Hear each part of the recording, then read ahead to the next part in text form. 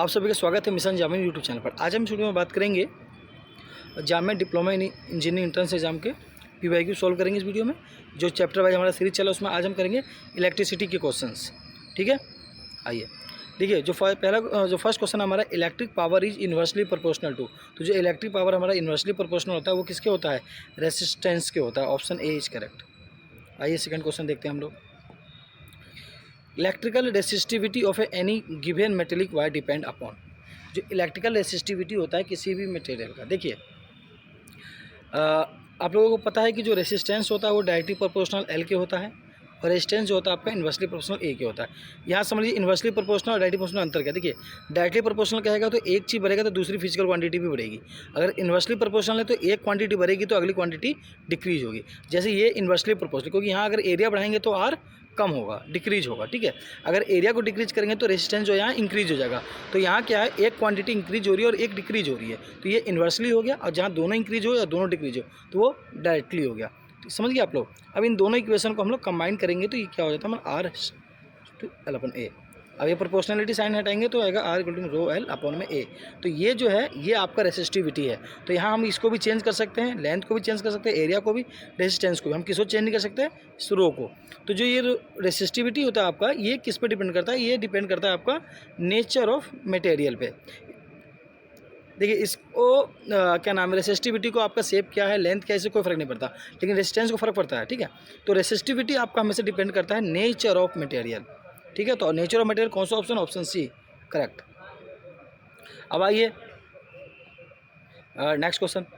हाँ, the heating element of an electric iron is a made up of. तो देखिए जो हीटिंग एलिमेंट होगा इसका मतलब जिसको हम हीट करेंगे।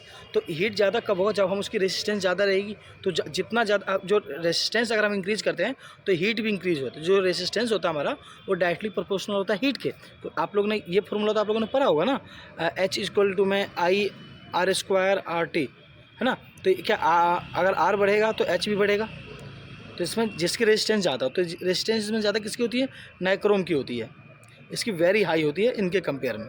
ठीक है, और आयरन की तो आप लोगों को पता होगा, आयरन कॉपर एल्यूमिनियम सबका लो होता है, इसीलिए ज़्यादातर जो वायर यूज हम लोग करते हैं कॉपर वगैरह के वायर यूज करते हैं, कॉपर एल्यूमिनियम में।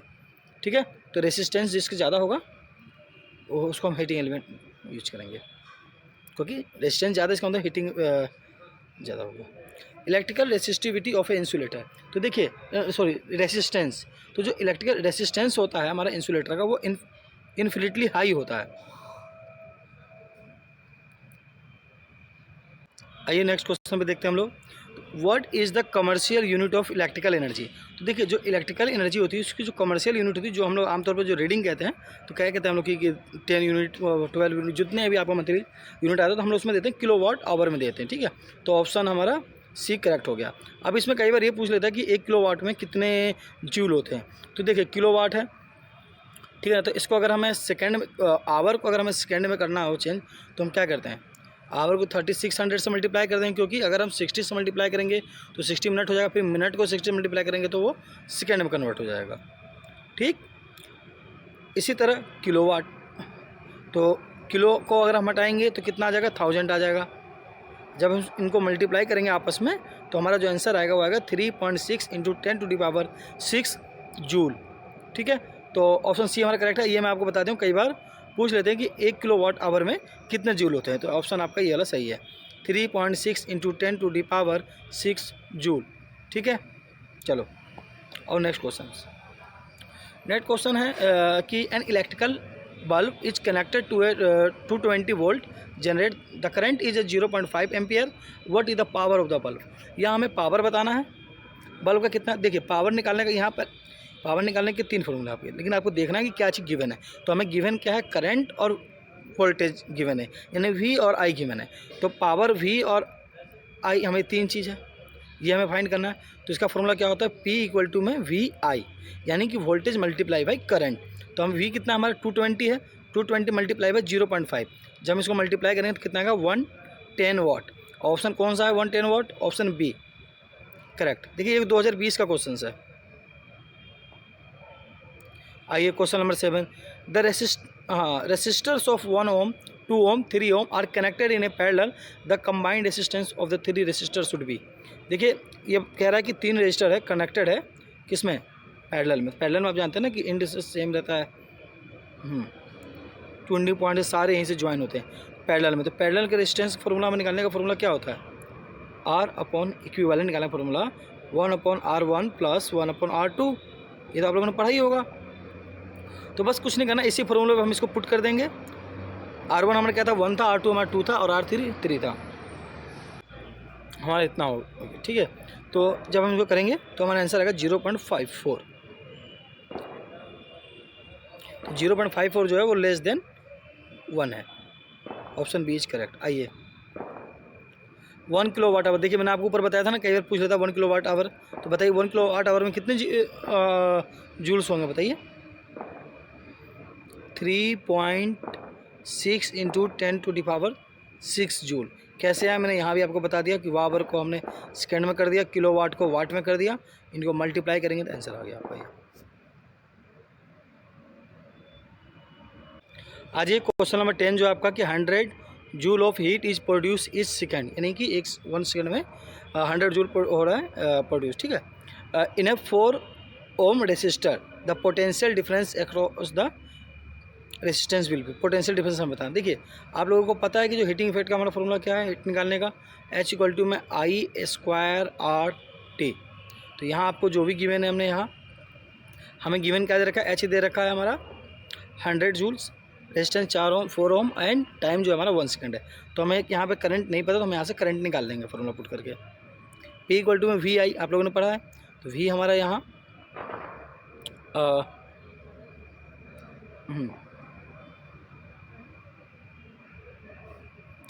ये फॉर्मूला इसमें हमने पुट कर दिया। R हमारा 4 था, टाइम हमारा 1 था, यहाँ हमने पुट किया, यहाँ से हमारा I आ गया। I हमारा कितना आ गया 5। अब आपको पता है कि V = में क्या होता है, IR होता है, ओम्स लॉ आप लोगों ने पढ़ा ही होगा। V = में IR, तो यहाँ I की वैल्यू हमें फाइंड है हमारे पास और R की वैल्यू है, तो क्या हम यहाँ V की वैल्यू फाइंड नहीं कर लेंगे, कर लेंगे, क्योंकि I × R। तो I हमारा कितना 5 है और R कितना हमारा 4 है, मल्टीप्लाई V, यानी 20 वोल्ट हो गया हमारा, ठीक है। आइए what happen to current in a open circuit. देखिए ओपन सर्किट है तो इसका मतलब क्या हुआ कि करंट फॉलो ही नहीं हो रहा है। तो जब करंट फॉलो ही नहीं होगा तो मतलब क्या, जीरो है। मान लीजिए ये एक बल्ब है, इससे 2 वायर है, मान लीजिए सिंगल है, ये बीच में वायर यहाँ पे जो कनेक्ट है, यहाँ पे कनेक्ट नहीं कर रखा है, यहाँ पे प्रॉपर है, तो इसका मतलब करंट इससे जाएगा ही नहीं। तो जब करंट किसी से पास ही नहीं होगा तो इस करंट कितना होगा, जीरो होगा, तो करंट बिकम जीरो। आइए नेक्स्ट क्वेश्चन देखते हैं। Electrical current is defined as the rate of charge in a voltage, rate of flow of an electric charge, rate of change in electric potential with respect to distance, none of the। तो देखिए rate of flow of charge होता है, electric current होता है, यानी I = में Q/T, ये हमारा होता है I। Rate of flow of charge ये electric current. Rate of flow of charge कौन सा ऑप्शन था हमारा, option B, rate of flow of electric charge, B is correct. आइए नेक्स्ट क्वेश्चन पर चलते हैं हम लोग। Ammeter is used for measuring.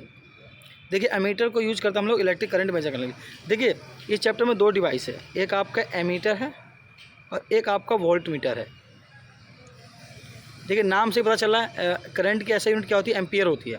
तो करंट को जो मेजर करता है वो एमीटर से करेंगे और पोटेंशियल डिफरेंस को यानी कि वोल्ट से करेंगे, वोल्ट मीटर से। अगर आपको कहेगा कि एमीटर को किसमें कनेक्ट करेंगे, तो एमीटर की जो रेसिस्टेंस होती है वो लो होती है और इसको हम लोग सीरीज में कनेक्ट करते हैं। और वोल्ट मीटर की जो रेसिस्टेंस होती है वेरी हाई होती है और इसको हम पैरेलल में कनेक्ट करते हैं, ठीक है। और इसकी रेसिस्टेंस क्या होती है, हाई होती है वोल्ट मीटर की। वोल्ट मीटर पोटेंशियल डिफरेंस को मेजर करेगा, ठीक है, समझ गए आप लोग। देखिए ये रहा ammeter use for measuring electric current, और ये आपको एमीटर की जो सिंबल दिखा रखा है मैंने, एमीटर का लो रेसिस्टेंस होगा और ये always connected in series. Ammeter voltmeter को आप लोग अच्छे से देख लीजिएगा, इसका हर साल एक नया क्वेश्चन आ ही जाता है। In a series combination of electrical appliance total electrical power, ठीक है, सीरीज कॉम्बिनेशन में जो टोटल पावर क्या होता है वो डिक्रीज होता है। क्यों डिक्रीज होता है, मैंने आपको ऊपर बताया था कि हमारा अगर जो पावर होता है हमारा वो इन्वर्सली प्रोपोर्शनल होता है रेसिस्टेंस के, ठीक है ना, यानी कि रेसिस्टेंस बढ़ेगा तो पावर कम होगा। तो सीरीज में क्या होता है, रेसिस्टेंस ज़्यादा होता है, ठीक है, तो इसलिए यहाँ पावर क्या होता है, डिक्रीज हो जाता है, ठीक है। आइए नेक्स्ट क्वेश्चन देखते हैं हम लोग। Which of the following instrument is use to measure the electric current. अभी मैंने आपको बताया इलेक्ट्रिक करंट को मेजर करने के लिए हम किस इंस्ट्रूमेंट का यूज करते हैं हम लोग, तो एमीटर, ठीक है। अब वोल्टमीटर मेजर करेगा पोटेंशियल डिफरेंस को। आइए इसके बाद, हाँ, when the resistance of 5 ohm, 15 ohm and 6 ohm connected parallel then the equivalent resistance will be. यहाँ भी 3 रेजिस्टेंस दे रखा, आपको क्या है, ये पैरेलल में कनेक्टेड है, तो आपको आर इक्विवेलेंट इन पैरेलल में क्या होता है, 1/R1 plus 1/R2 plus 1/R3। यही फॉर्मूला है पैरेलल के निकालने का। हमने R1 दिया हुआ, R2 दिया, R3 भी दिया हुआ है। अब हम इन सभी वैल्यू को इसमें पुट कर देंगे, ये आ गया,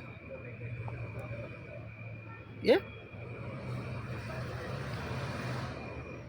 तो देखिए, तो इसको जब आप अपोजिट करेंगे तो ये 30/13 हो जाएगा। तो इसको करेंगे तो 2 पॉइंट कुछ आएगा, तो 2 पॉइंट आपका ऑप्शन में कोई नहीं है, तो इसका करेक्ट आंसर जो हो जाएगा आपका सी हो जाएगा, 3 इसके आसपास है ना। आइए क्वेश्चन नंबर 17 देखते हैं आपका। The resistance of a conductor is inversely proportional to. तो जो रेसिस्टेंस ऑफ ए कंडक्टर होता है, आपको मैंने बताया था, ये डायरेक्टली प्रोपोर्शनल होता है लेंथ के, और इन्वर्सली प्रोपोर्शनल होता है क्रॉस सेक्शनल एरिया के। तो ऑप्शन ए इसका करेक्ट होगा। जो रेसिस्टेंस होगा कंडक्टर का वो इन्वर्सली प्रोपोर्शनल होगा इट्स क्रॉस सेक्शनल एरिया, ठीक है। ये टेम्परेचर के भी डायरेक्टली प्रोपोर्शनल लेता है। अब आ जाइए question number 18। The laws state that force between 2 charge is directly proportional to product of charges. तो ये जो आपका कूलम्ब्स लॉ कहता है कि जो फोर्स लगेगा 2 चार्ज के बीच में वो डायरेक्टली प्रोपोर्शनल होगा product of 2 charge, Q1 Q2 के डायरेक्टली प्रोपोर्शनल होगा फोर्स जो चार्ज लगी। ये कूलम्ब्स लॉ कहता है, ठीक है, कूलम्ब्स लॉ बी। ये कूलम्ब्स लॉ का ये रहा फॉर्मूला आपका, ठीक है। ये आपको 12th में डिटेल में पढ़ना, यहाँ खाली आप कूलम्ब्स लॉ का फॉर्मूला देख लीजिए और कूलम्ब्स लॉ के काम बस काफ़ी है इतना। अब आइए, the temperature of a conductor is increase, the graph best showing the variation of its resistances. देखिए यहाँ क्या है, आपको जो ग्राफ दे रखा है, जो इसमें देखिए टेम्परेचर दे रखा है आपका, रेसिस्टेंस दे रखा है आपका। तो मैंने आपको बताया कि जो हमारा रेसिस्टेंस होता है वो क्या होता है, डायरेक्टली प्रोपोर्शनल होता है। तो कोई चीज़ डायरेक्टली प्रोपोर्शनल होगा तो उसका ग्राफ स्ट्रेट बनेगा। तो इसमें से स्ट्रेट किसका दिख रहा है आपको, ऑप्शन सिर्फ ए का दिख रहा है, क्योंकि टेम्परेचर बढ़ रहा है तो ये भी बढ़ेगा। तो जो चीज़ डायरेक्टली प्रोपोर्शनल होता है उसका ग्राफ ऑलवेज स्ट्रेट बनता है। आप यूनिफॉर्म मोशन का ग्राफ बनाएंगे तो वहाँ भी आपका यूनिफॉर्म बनता है ना, आपका डिस्टेंस टाइम ग्राफ जब बनाएंगे तो वो यूनिफॉर्म बनेगा आपका, ठीक है। तो यहाँ पे जो स्ट्रेट किसका जा रहा है, ऑप्शन ए, तो ऑप्शन ए करेक्ट है।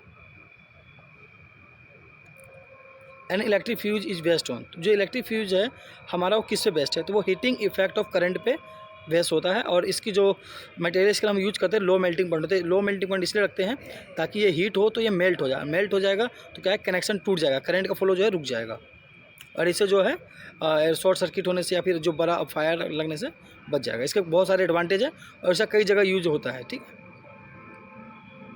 अब आइए, following describe the common domestic power supply in India. देखिए इंडिया में जो कॉमन डोमेस्टिक पावर है वो 220 वोल्ट है और 50 हर्ट्ज है। तो ये जो आपको मैंने यहाँ पे जो पेपर सॉल्व कराए ये आपके प्रीवियस ईयर के इलेक्ट्रिसिटी के से रिलेटेड क्वेश्चंस थे। इसके अलावा अगर आप लोगों को जामा एंट्रेंस एग्जाम से रिलेटेड कोई भी जानकारी चाहिए तो आप लोग कमेंट करके पूछ सकते हैं।